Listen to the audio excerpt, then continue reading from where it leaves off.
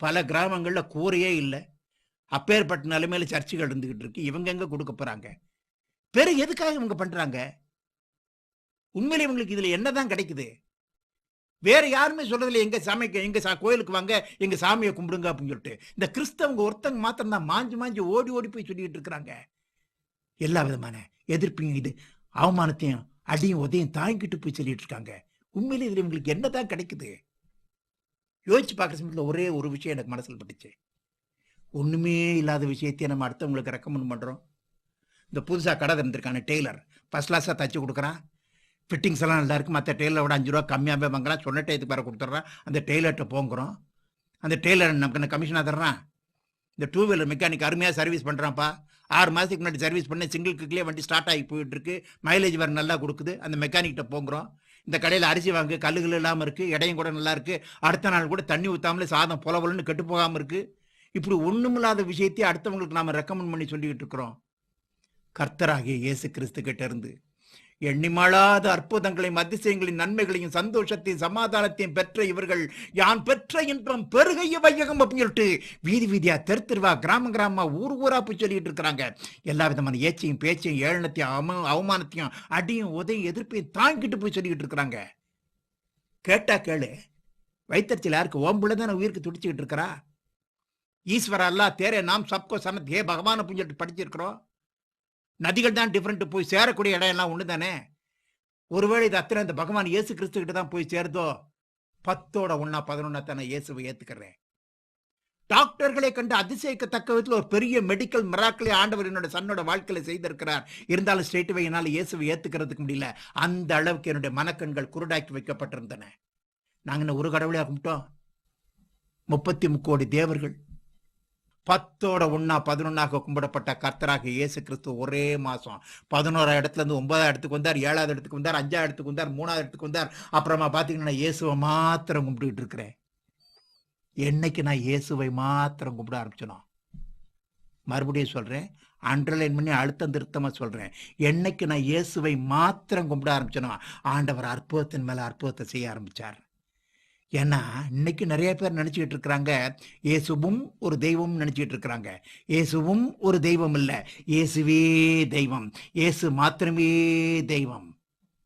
எப்ப அந்த நினைப்போட இயேசுவை மாத்திரம் நான் நோக்கி பார்த்து ஜெபிக்க ஆரம்பிச்சனோ, இன்று முதல் உன்னை ஆசீர்வதிக்கவே ஆசீர்வதிப்பே என்று சொன்ன தேவன், விசுவாசித்தால் தேவ மகிமையை காண்பாய் என்று சொன்ன தேவன், கர்த்தரை தேடுகிறவர்களுக்கு ஒரு நன்மையும் குறைவுபடாது என்று சொன்ன தேவன், உன்னை அதிசயங்களை காண பண்ணுவேன் என்று சொன்ன தேவன், அதிசயத்தின் மேல் அதிசயத்தை என்னோட சன்னோட வாழ்க்கையில செய்தார். ஐசியூ வார்டு ஜெனரல் வார்டுக்கு மாறினா, ஜெனரல் வார்டு ரீஹாபிலிட்டேஷன் சென்டர் புனர்வாழ்வு மையத்துக்கு மாறினா 3.5 கோடி செலவு. 3.5 கோடிக்கு எத்தனை சைஃபர் அப்படின்னு கூட எனக்கு தெரியாது. I'm just middle class person. Insurance coverage இருந்ததுனால நான் பொழைச்சேன். இதுக்கு என்னுடைய சன் அமெரிக்காவுக்கு போய் வேலை பார்த்தது முழுசா 1 மாசம் கூட கிடையாது. 25 நாட்கள் மாத்திரமே வேலை பார்த்திருக்கிறான். 25 நாட்கள் மாத்திரமே வேலை பார்த்து அவனுக்கு கர்த்தர் செலவு பண்ணது 3.5 கோடி. அல்லேலூயா. அதுக்கப்புறம் அந்த பாஸ்டர் எனக்கு ஒரு பைபிள் ஒன்று கொடுத்து ஐயா இல்லை மலைப்பிரசங்கத்தை எடுத்து படிங்க அப்படின்னார். ஃபர்ஸ்ட் டைமா 58 வயசுக்கு பிறகு நான் வெறுத்த பரிசுத்த வேதாகமத்தை கையில் எடுத்து படிக்க ஆரம்பிச்சேன். படிக்கத்தான் கர்த்தருடைய வேதம் எப்பேற்பட்டதுன்னு எனக்கு தெரிய ஆரம்பிச்சது. கர்த்தருடைய வேதம் குறைபற்றதும் ஆத்துமாவை உயிர்ப்பிக்கின்றதுமாக இருந்தது. அவருடைய கற்பனைகள் தூய்மையும் கண்களை தெளிவிக்கின்றதுமாக இருந்தன. அவைகள் பொன்னிலும் மிகுந்த பசும் பொன்னிலும் விரும்பப்படத்தக்கதும் தேனிலும் தேன் கூட்டிலிருந்து ஒழுகும் தெளி தேனிலும் அதி மதுரமாக இருக்க கண்டேன். அவருடைய வசனங்கள் என்னுடைய கண்களுக்கு தீபமாயும் என்னுடைய பாதைகளுக்கு வெளிச்சமாகவும் இருக்க கண்டேன். அவருடைய நியாயங்கள் உண்மையும் அவைகள் அனைத்தும் நீதியுமாக இருக்க கண்டேன். அது மாத்திரமல்ல, வேதத்தை படிக்கத்தான் கர்த்தர் எப்பேற்பட்டவர்னு எனக்கு தெரிய ஆரம்பிச்சது. சர்வ லோகத்தை அண்ட சடாச்சரங்களை ஒரே ஒரு வார்த்தையினால படைச்சு அந்தரத்தில் தொங்க விட்டவர் நம்முடைய கர்த்தராகிய இயேசு கிறிஸ்து. வானம் பூமி கடல் காற்று அக்னி மழை என்று சகல பஞ்ச பூதங்களின் மேலும் சர்வாதிகாரம் படைத்தவர் நம்முடைய கர்த்தராகிய இயேசு கிறிஸ்து. தீராத நோய்களையும் தீர்த்து வைப்பவர், இறந்தவர்களை உயிர்ப்பிக்கின்றவர், முடியாததையும் முடித்து தருகின்றவர், மரண பரியந்தம் நம்மை கட்டி காப்பவர், நித்திய ஜீவனை நமக்கு தருகின்றவர், தம்மை விசுவாசிப்பவர்களுக்காக எதையும் செய்ய வல்லவர், நல்லவர், போதுமானவராக இருக்கின்றவர், மரித்தும் இன்றும் உயிரோடு இருக்கின்றவர், பேசுகின்ற தெய்வம், பேசாத கல்லோ மண்ணோ உலகமோ சிலையோ அல்ல அவர். நம்மை காண்கின்றவர், விசாரிக்கின்றவர், கரம் பிடித்து வழி நடத்துகின்றவர், நன்மை செய்கின்றவராகவே சுற்றித் தெரிகின்றவர், இம்மைக்கும் மறுமைக்கும் ஒரே தேவன் நம்முடைய கர்த்தராகிய இயேசு கிறிஸ்து மாத்திரமே. இந்து மத வேதங்களையும் புராணங்களையும் பார்த்தீங்க அப்படின்னா ஒரு தெய்வத்துக்கு இருக்க வேண்டிய தெய்வாம்ச குணங்கள் என்ன அப்படின்னு சொல்லிட்டு மிக தெளிவாக கூறப்பட்டு இருக்கிறது. வேதத்தை படிக்கிற சமயத்தில் தான் அத்தனை தெய்வாம்ச குணங்களும் கர்த்தராகிய இயேசு கிறிஸ்துட்ட மாத்திரம் இருக்குன்னு தெரிய ஆரம்பிச்சது. தெய்வாம்ச குணங்களுக்கு ஒரு இலக்கணமாக, ஒரு எல்லை கோடாக, ஒரு உதார புருஷராக இருப்பவர் நம்முடைய கர்த்தராகிய இயேசு கிறிஸ்து.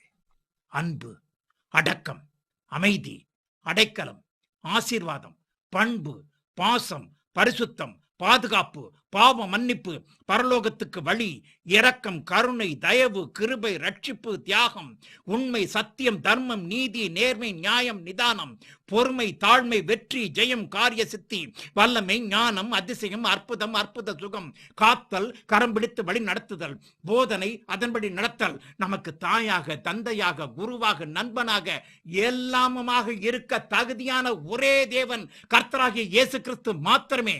கல்வாரி சிலுவையிலே அவர் கடைசி சொட்டு ரத்தம் வரை சிந்தியது இந்த உலகத்தில் பிறந்த கிறிஸ்தவர்களுக்காக மாத்திரம் அல்ல, இந்த உலகத்தில் பிறந்த அத்தனை ஜாதி மக்களுக்காகவே அவர் ரத்தத்தை சிந்தியுள்ளார்.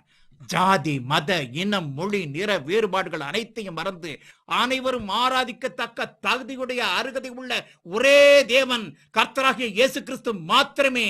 ஓம் பிரம்மபுத்திராய நமக, ஓம் கன்னிசுத்தாய நமக, ஓம் பஞ்சகாயாய நமக, ஓம் விருட்சசூல அருந்தாய நமக, ஓம் மிருதம் ஜெயாய நமக, ஓம் நமச்சிவாய நமக, ஓம் சதாசிவாய நமக.